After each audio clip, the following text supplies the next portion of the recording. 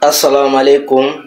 Haray mi hiwri ke on fop la landis ko jawontre parti ji mon Allah taw har ko jawontre parti ji mon ko lewru suma eno encore une fois waten yeggutu ko fewndi kan kamede. Donc haray honorable Sellou Balde e malado oya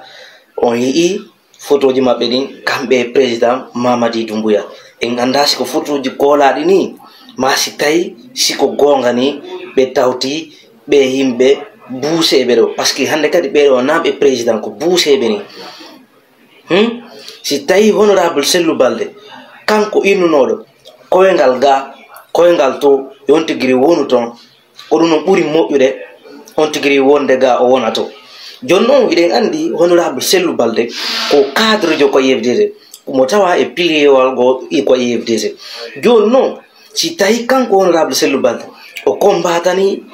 gonga parce que ko ɗum woni gonga hande parti politique ɗin fo hande no andi i CNRD wona parti go wona parti faalaɗo wallude leydi lagina ndi est ce qu'on fami ko IFDG faala ittugol ɗum no hande kamere nden tampere no Alpha Condé laamike duuɓi jelu ɓe wawale waɗande e fus ko leydi men 10 ans 11 ans himo ko hoore men fus wawaɗe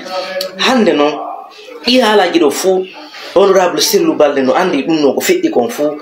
ko tawata o yeehi o tawtoyi ɓeɗon ko tawata ɓeɓe won kadi tawtoyde ɗon ko yimɓe seytani ɓe firawnaɓe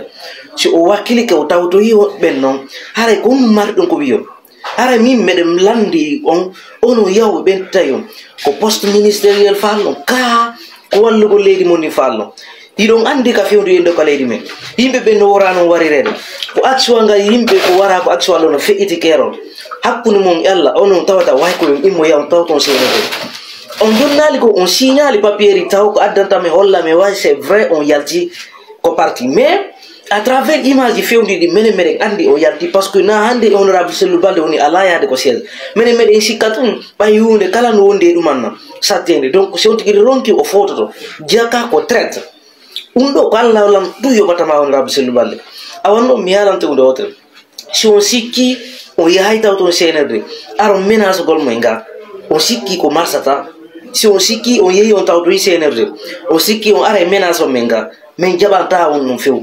onon noon kala tawtoɗo CNRD yimɓe bomɓe ɓen fof yalta hakkude amin yaha tawto e CNRD ɗum mi haalanam no hannde ɗum hay siko grand jan hay siko tijji ala puissance hay siko fédéral hay siko fédéroɓe ɓen mawɗo kala iwro ka parti yeehi andu way naafiide iwro kadi ko parti amin ga wokadeje bonno min contata ɗum mais faalaɓe ɓen tigi tigi yo gonga ka ñiiɓu ko ɓen heddoto ka parti faalaɓe ɓen tigiri yo yaw yo ɓen no yaw inchallah kadi alagui Sellou kadi ɓe laamoto si tawi ko ɗum wullon on faala mbuuɗi on faala ñaamude yimɓe ɗe créé page innugol men tewi page awa on tewi yawɗon on niisiray wa toliɗo junggom on niisay ko noy tawonoy ɗo seeɗere ɗum mi woranima ɗo hannde honorable Sellou Balde nuulatama hannde nuulatama janngo a niisanay Allah an yahuɗon tawoy CNRD si tawi a tawoy CNRD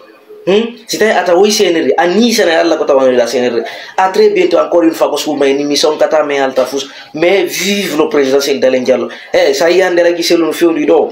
ko tawde on yimɓe ɓen kadi no tawa ko wallitagol ɓe fiyonno kadi par ce que kamɓe kadi ko ɓe responsable ɓe andi fi politique ɓe maîtrise dossier ji laguine ɗi vrai